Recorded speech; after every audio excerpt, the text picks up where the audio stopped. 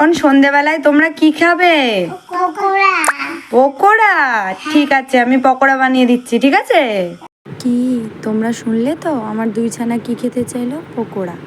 আর এদিকে আমাদের এখানে আজকে খুব ঝড় বৃষ্টি হয়েছে সন্ধ্যাবেলা।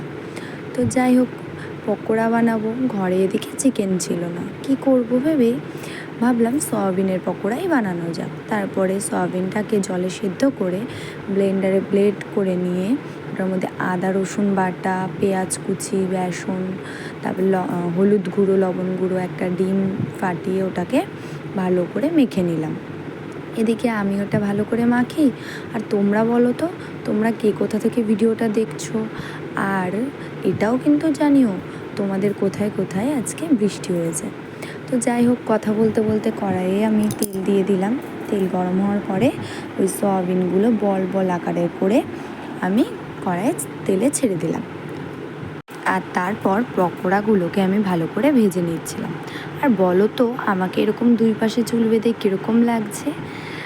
এদিকে আমার পকোড়াটা ভাজা প্রায় কমপ্লিট।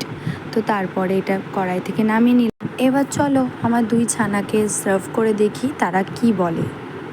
কেমন হয়েছে? কেমন হয়েছে সোনাই? দারুণ। কি শুনলে তো ছানারা কি বলল? এদিকে আমরাও পকোড়াগুলো খেয়ে নিই। আর তোমরা ভিডিওটা ভালো লাগলে অবশ্যই লাইক কমেন্ট করে যেও।